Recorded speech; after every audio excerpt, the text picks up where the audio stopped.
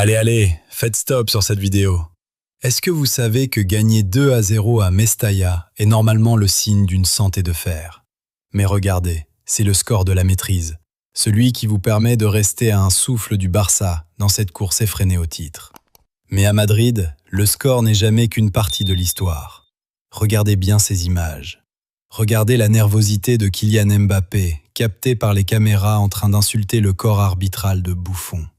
Regardez le visage de Dani Carvajal, légende absolue du club, prostré sur un banc de touche qui lui semble de plus en plus étranger. Écoutez le silence pesant autour de Dani Ceballos, qui lâche des messages codés sur la trahison sur ses réseaux sociaux.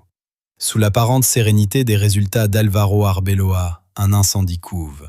Le Real Madrid est en train de muer, et comme toute mue, elle est douloureuse, violente, voire injuste. Entre un coach qui veut imposer sa loi d'acier, une star française qui perd ses nerfs et des cadres historiques poussés vers la sortie, nous allons plonger dans les entrailles de la Maison Blanche. Bienvenue dans ce full screening du football. Vous savez, pour comprendre ce qui se passe aujourd'hui, il faut comprendre qui est Álvaro Arbeloa. Surnommé le Spartiate durant sa carrière de joueur, il a ramené cette mentalité sur le banc. Quand il succède à Xabi Alonso, beaucoup pensaient qu'on resterait dans la continuité d'un football de possession et de structure. Erreur. Arbeloa, c'est le pragmatisme poussé à l'extrême. Pour lui, le statut ne compte pas. Le Real vient de battre Villarreal et Valence sans encaisser de but, revenant à un petit point du Barça. Mais à quel prix? Arbeloa a instauré une gestion que certains qualifient de militaire. On ne demande pas l'avis des cadres, on exécute. L'exemple Álvaro Carreras est frappant. Mis sur le banc contre le Rayo après une méforme, il revient, il marque, il se tait. C'est ce que veut Arbeloa, des soldats. Mais j'ai une seule question à vous poser. Le Real Madrid est-il un club de soldats ou un club de stars? La tension actuelle naît de cette collision frontale entre l'institution Arbeloa et l'ego de ceux qui ont tout gagné. Le coach l'a dit, Mestalla, c'est comme aller chez le dentiste. Mais le vrai mal de dents, il est peut-être en train de naître à Valdebebas, dans l'intimité du vestiaire. Parlons football, parlons terrain. Pourquoi Álvaro Carreras est-il devenu l'homme de base d'Arbeloa? Face à Valence, le bloc adverse était une muraille.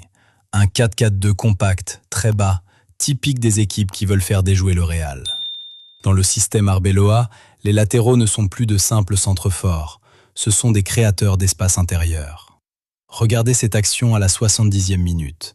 Carreras ne reste pas collé à sa ligne. Il repique au centre. Il élimine 2 joueurs par sa conduite de balle.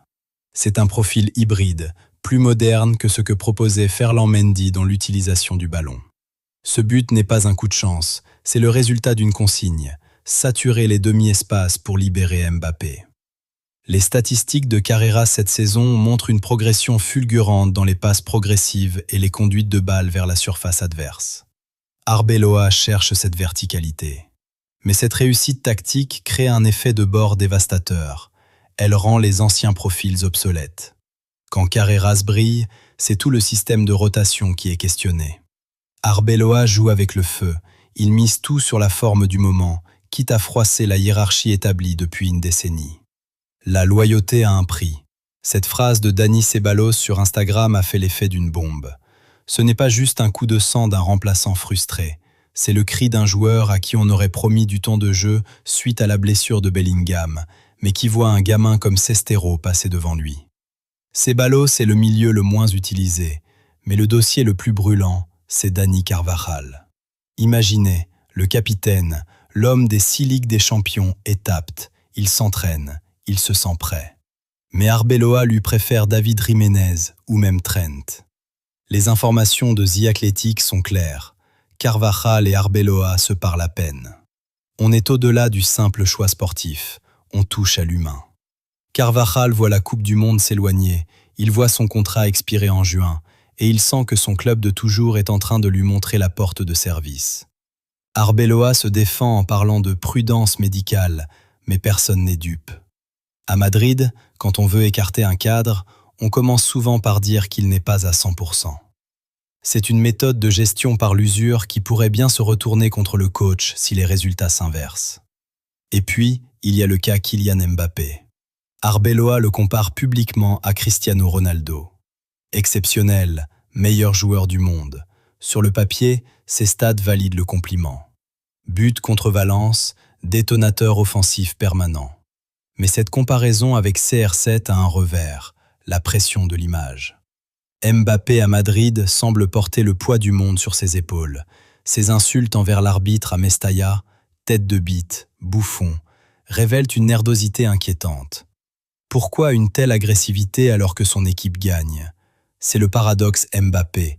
Il veut tellement être le sauveur, le successeur de Ronaldo, qu'il ne supporte plus la moindre frustration, le moindre hors-jeu sifflé à tort.